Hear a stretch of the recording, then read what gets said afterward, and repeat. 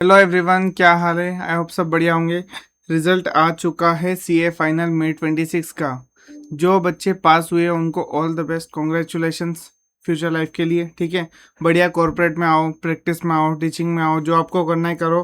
अब आपके रास्ते खुल चुके हैं। ठीक है, आप सीए बन चुके हो। बहुत बहुत कॉन्ग्रेचुलेशंस मेरी तरफ से। ग्रुप वन का रिजल्ट देखते हैं अब। ग्रुप वन का रिजल्ट आया 12%। हम एक्सपेक्ट कर रहे थे 9-10%, 8-10%। क्यों? क्योंकि एएफएम का पेपर बहुत बुरा गया और उसके चक्कर में ऑडिट का पेपर भी बहुत बच्चे खराब करके आए हैं। ठीक है, तो एएफएम के पेपर के चक्कर में पूरा ग्रुप वन का बेड़ा गर्क हो रहा था। फिर भी आईसीआई ने भर भर के मार्क्स दिए हैं, ये तो दिख रहा है। क्योंकि एएफएम का जैसा पेपर आया था, किसी का अगर एग्जाम था तो ठीक है। हाँ, ये बात भी है कि अगर मान लो एग्जाम्शन जिनके थे एएफएम में, उनका तो काफ़ी ज़्यादा मतलब इजी हो गया होगा, क्योंकि FR audit average average kind of papers आए थे। तो ये जो ग्रुप वन का रिजल्ट दिख रहा है 12%, इसमें काफ़ी और ज़्यादातर बच्चे वो होंगे जिनका एएफएम में ऑलरेडी एग्जाम्शन था। और बाकी एएफएम में आईसीआई ने भी ग्रेस मार्क्स दिए हैं, ये क्लियरली दिख रहा है। क्योंकि 12% उतना बुरा रिजल्ट नहीं है। ठीक है, पिछली बार ग्रुप टू का रिजल्ट क्या था? 9% जनवरी 26 में। तो उस हिसाब से तो 12% ठीक है ना। फिर ग्रुप टू का बात करते हैं। ग्रुप टू का 20.5। इस बार आईबीएस में भी बच्चों के अच्छे मार्क्स आए हैं। उसके अलावा DT IDT comparatively okay okay kind of paper थे। आईडीटी थोड़ा सा टफ साइड हम कह सकते हैं। फिर भी आईडीटी में कुछ बच्चे अटक सकते हैं, अदरवाइज आईबीएस में ठीक ठाक मार्क्स आए हैं इस बार। बहुत ग्रुप का अपना मिला के देखो तो 14% रिजल्ट है, which is also good. Like 14-15 is good इस पर आईसीआई स्टैंडर्ड जितना हम ट्रेंड देख के आते हैं।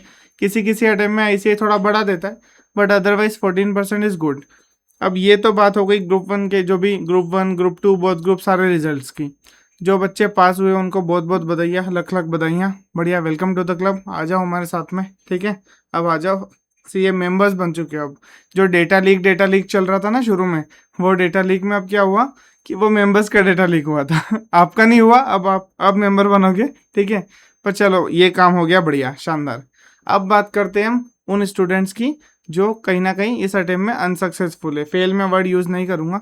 जो अनसक्सेसफुल है, जो कहीं ना कुछ एक पेपर या किसी ना किसी चीज़ की वजह से, हेल्थ रीज़न हो सकते हैं, फैमिली इमरजेंसी या कुछ भी रीज़न, उन चीज़ों की वजह से रह गए हैं। ठीक है, या फिर देखो, एक चीज़ तो आपको माननी पड़ेगी। सबसे पहले है आप डिनायल, जो भी आपका स्टेजेस ऑफ ग्रीफ होता है।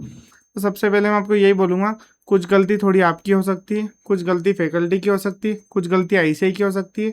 टाइम पे नोटिफिकेशन ना देना, या फिर मई 26 में बहुत सारा ड्रामा हुआ है। एएफएम का पेपर बिल्कुल ही आउट ऑफ सिलेबस। मैं हमेशा बोलता हूँ, अगर टफ पेपर आता है तो 40 मार्क्स आपको ढूंढने हैं, इधर ना उधर से। पर एएफएम इस बार ऐसा आया था कि मतलब सर 40 कहाँ, 4 ढूंढ ले हम।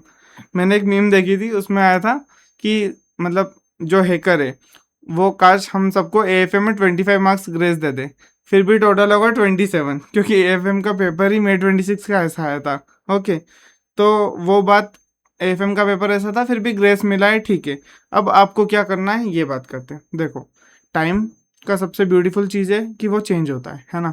तो टाइम, जैसे मैं मेरी स्टोरी अगर बताऊं, मेरे मई 23 में एएफएम की वजह से मैं बहुत ग्रुप फेल हुआ था। मतलब ग्रुप टू पास हो गया था, मेरा 408 एग्रीगेट था, बट स्टिल में 34 मार्क्स मेरे एएफएम में थे। 6 मार्क्स की वजह से मैं रह गया था। किस में?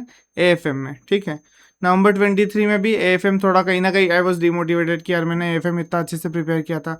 मैं आज एएफएम की फैकल्टी हूँ, मैं एएफएम बहुत अच्छा पढ़ा रहा हूँ, सब बढ़िया है। तो वो चीज़ें मैंने ऑफलाइन पढ़ाया है, ऑफलाइन ऑनलाइन भी मैं लेके आने वाला हूँ। तो अब ये चीज़ें, एएफएम मुझे बहुत पसंद था, एएफएम में मेहनत भी बहुत की थी। फिर भी मई 23 में जो कुछ पेपर्स थे, थोड़े एम्बिगुअस टाइप के क्वेश्चन थे एक दो, उन चक्कर में मेरे 34 मार्क्स आए। अब क्या हुआ, नवंबर 23 में I was kind of demotivated. तो नवंबर 23 में एएफएम का पेपर अच्छा था, I scored 50-52, but still I could have scored better, है ना। वो चीज़ें तो मैंने क्या, नवंबर 23 भी रह गया। अब जो मेरा नवंबर अपना मई 24 आया, ठीक है, जिस अटेम्प्ट में मैं सीए बना, उस अटेम्प्ट में मेरे एफआर में 50 थे, ऑडिट में समथिंग 40-45 थे, एएफएम में 72 सीधा। जिस अटेम्प्ट ने एक साल पहले मुझे एएफएम ने फेल किया था, उसी एएफएम ने आज मुझे आराम से एग्रीगेट बना के दिया है, कोई दिक्कत ही नहीं आई। 177 या ऐसा कुछ मार्क्स आए थे मुझे, 177 172 समथिंग। ठीक है, तो ये चीज़ क्या होती है कि एएफएम जो मुझे बुरा फील करा रहा था मई 23 में, उसी एएफएम की बदौलत में मई 24 में पास हो गया। अब मई 23 में ग्रुप वन का रिजल्ट अच्छा नहीं था, लेकिन मई 24 में ग्रुप वन का रिजल्ट काफ़ी अच्छा था। तो क्या चीज़ होती है, जैसे आप एक एग्जांपल लेना, जिन बच्चों ने अगर जनवरी 26 का अटेम्प्ट भी पिछला वाला अटेम्प्ट भी दिया होगा तो देखना ग्रुप टू का रिजल्ट क्या था, 9 से 10% के बीच में। आज ग्रुप टू का रिजल्ट क्या है, 20%। ओके, फिर अब देखो यहाँ पे जिन बच्चों ने ग्रुप टू में मेहनत की होगी, कौन से अटेम्प्ट में, पिछले अटेम्प्ट में जनवरी 26 में, तो तब क्या हुआ होगा कि रह गया किसी ना किसी वजह से, क्योंकि रिजल्ट कम था, आईबीएस का पेपर टफ था, कोई ग्रेस वगैरह मिली नहीं थी कुछ खास, तो उनका रह गया। लेकिन उन्हीं बच्चों ने अगर लगे रहेंगे कि चलो ठीक है, वन लास्ट डांस, एक और चांस कर लेते हैं, हम कोशिश कर लेते हैं, ठीक है, एक और कोशिश की होगी, इस बार देखो अच्छा खासा रिजल्ट आया, मतलब 20% सीए स्टैंडर्ड के हिसाब से अच्छा ही होता है, इसमें कोई कमी नहीं है, बहुत बढ़िया रिजल्ट है, ठीक है। अब यही पे मान लो ग्रुप वन में जो बच्चों ने पिछले अटेम्प्ट में दिया था उनका अराउंड 20 समथिंग रिजल्ट आया था जनवरी 26 में। अब अगर यहाँ पे पेपर आप देख लो तो यहाँ पे 12%, अगर जिन बच्चों ने लाइटली ले लिया होगा कि नहीं हो जाएगा निकल जाएगा, ठीक है, तो उनका देखो एएफएम का पेपर वैसे ऐसा आ गया, उस पर रिजल्ट 12%। अगर जिन बच्चों ने ग्रुप वन से कहीं ना कहीं मतलब जैसे जनवरी 26 से इंस्पिरेशन ली होगी कि नहीं हम कर लेंगे, हो जाएगा, थोड़ा और लगे रहेंगे, उनका निकल गया होगा। लेकिन जो थोड़ा भी लाइटली ले लेंगे ना तो वो रह जाएंगे। तो आपको बस लाइटली नहीं लेना है, अभी से प्रॉपर प्लान प्रिपेयर करना है। नवंबर 26 में बहुत टाइम है, पर इतना भी बहुत नहीं है कि आप स्टार्ट ही ना करो।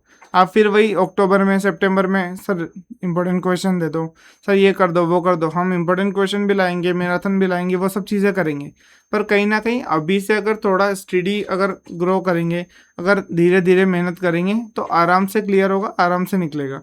आपको बस खुद को एनालाइज करना है, कौन से सब्जेक्ट में कम आए, कौन से सब्जेक्ट में ज़्यादा आए, उसके अकॉर्डिंग आपको क्लास अगर लेनी है वो देख लो, रिवीजन वीडियोस लेने हैं वो देख लो, नया बुक का मटेरियल चाहिए, स्टडी मटेरियल नया होगा, फ्रेश फीलिंग आएगी, नया अच्छे से पढ़ने का मन करता है, वो चीज़ें आप कर सकते हो। पर आपको ये नहीं सोचना है कि मान लो अभी मेरा एएफएम का मान लो कम मार्क्स आए हैं तो मेरा एएफएम वीक है, ये नहीं है, क्योंकि एएफएम का पेपर ही टफ था। जैसे आईडीटी वाले बच्चे, आईबीएस वाले बच्चे, तो आपको ये नहीं सोचना है कि ये मेरा सब्जेक्ट ही वीक है।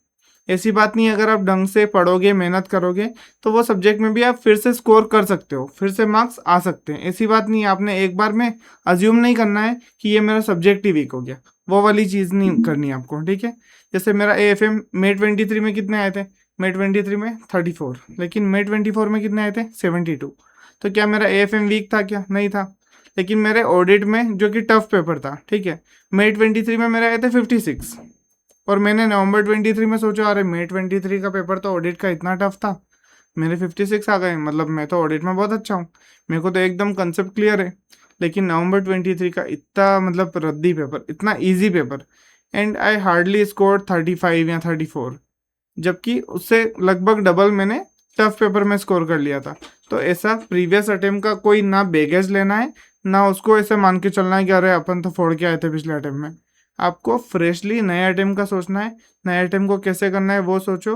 अभी आप टाइम लो, आप है ना, आज कितनी तारीख है, 18, 19, 20, 21, 2, 3 जितने आपको लेने हैं आप लो, आप रिलैक्स करो। आपको कहीं वेकेशन पे जाना है जाओ, कोई लोड वाली बात नहीं है। पर फिर बैठो ना तो फिर ये बैगेज के साथ नहीं बैठना, फिर शुरुआत करनी है, नई शुरुआत करनी है अच्छे से।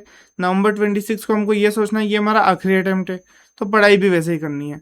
ये नहीं कि फिर सर एक सब्जेक्ट रह गया, सर एक की क्लासेस नहीं हुई, एक के टेस्ट रह गए, मॉक देने रह गए, ऐसी वाली सिचुएशंस में नहीं आना है। क्योंकि क्या होता है कि जब रिजल्ट मान लो अभी हमको नहीं पता है, ठीक है, हो सकता है पिछले जनवरी 26 से इस बार उल्टा हो गया है, ग्रुप टू का कम आया था, इस बार ग्रुप टू का ज़्यादा आ गया, पिछली बार ग्रुप टू का ज़्यादा आया था, ग्रुप वन का ज़्यादा आया था, इस बार ग्रुप वन का कम हो गया, ठीक है। तो हम ऐसे श्योर नहीं है, क्या पता अगली बार जो अपना नवंबर 26 है दोनों में 15-15 आ जाए, ठीक है, या फिर मान लो ग्रुप वन में फिर से ज़्यादा आ जाए, ग्रुप टू में फिर से कम आ जाए। तो आप ये मत सोचो, जो ग्रुप टू के स्टूडेंट्स हैं वेल एंड गुड, आपका क्लियर हो गया है। लेकिन ग्रुप वन के स्टूडेंट जो अगर मान लो जिनका नहीं हुआ है, तो आप ये मत सोचो कि मेरा नहीं होगा, हो सकता है नेक्स्ट अटेम्प्ट में पासिंग परसेंटेज जो है वो नवंबर 26 के ज़्यादा हो। अगर वो ज़्यादा होंगे तो आपका चांस बन जाएगा क्लियर होने का, ठीक है। तो जस्ट डोंट ओवर थिंक, आप टाइम लो, आप इसको प्रोसेस करो कि रिजल्ट में मैं अनसक्सेसफुल हुआ हूँ, फेलियर नहीं हूँ। लोगों को फेस करने में इश्यू आएंगे पर धीरे धीरे हो जाएगा। आप जस्ट एक एग्जाम ही क्लियर नहीं कर पाए हो, जो मोस्टली आप देख लो 12% पास हुए हैं तो 88% फेल भी हुए हैं, 20% पास हुए हैं तो 80% फेल ही हुए हैं। मतलब मेजोरिटी से क्या काफ़ी ज़्यादा, मतलब 75% जो रिजोल्यूशन हम पढ़ते हैं ना लॉ में, उससे ज़्यादा ही फेल हुए हैं कहीं ना कहीं, ठीक है। तो उसका बिल्कुल बैगेज मत लो कि आपने कुछ गुनाह कर दिया है। आपने कुछ गुनाह नहीं किया है। कभी कभी आप अच्छी पढ़ाई करते हो फिर भी नहीं हो पाता है, कोई बात नहीं, बस लगे रहो। अगला अटेम्प्ट आपका होगा, अगला नहीं तो अगला आपका होगा, लेकिन आपको लगे रहना पड़ेगा। आप अगर यहीं छोड़ दोगे, सीए इंटर पास स्टूडेंट और सीए बनने में बहुत फर्क है, ठीक है। सीए फाइनलिस्ट और सीए में सिर्फ एक चीज़ का फाइनलिस्ट हट गया, फाइनल क्लियर हो गया, लेकिन आपका पैकेज सीधा बहुत जो सीए प्रैक्टिस फर्म में, अगर मान लो जो प्रैक्टिसिंग फर्म्स में जो जॉब करते हैं, उनका पैकेज लेट से 5 लाख है, 6 लाख है, कौन सा, एज अ सीए फाइनलिस्ट। लेकिन अगर उन्होंने जिस दिन सीए क्लियर किया उनका पैकेज डबल हो जाता है, 6 का 12 हो गया, 6 का 10 हो गया। क्यों हो गया? क्योंकि सीए डिग्री एड्स वैल्यू, आपके पास साइनिंग की पावर आ जाती है। पार्टनरशिप फर्म में आप पार्टनर बन जाते हो तो कहीं ना कहीं फर्म को बेनिफिट मिलते हैं। तो इन चीज़ों की वजह से आपको जॉब में डेफिनेटली, मतलब अगर आप एज अ सीए रेज्यूमे लगाएंगे तो आपको आराम से 12 लाख 15 लाख तक के पैकेजेस भी जा सकते हैं, अगर आपका एक्सपीरियंस वगैरह अच्छा है, ठीक है। तो ये चीज़ें हैं, आपको लगे रहना है। ये नहीं तो अगला अटेम्प्ट पक्का निकलेगा। बस आपको हिम्मत नहीं हारनी है, थोड़ी अपनी स्ट्रेटेजी रिवाइज करो। और हम एएफएम के रिवीजन वीडियोस और उनके रिगार्डिंग हम बात करने वाले हैं, वो हम अगले सेपरेट वीडियो में बात करेंगे। अभी आप टाइम लो, प्रोसेस करो इस रिजल्ट को आराम से, फिर हम मिलते हैं नेक्स्ट वीडियो में। Okay, bye bye, take care.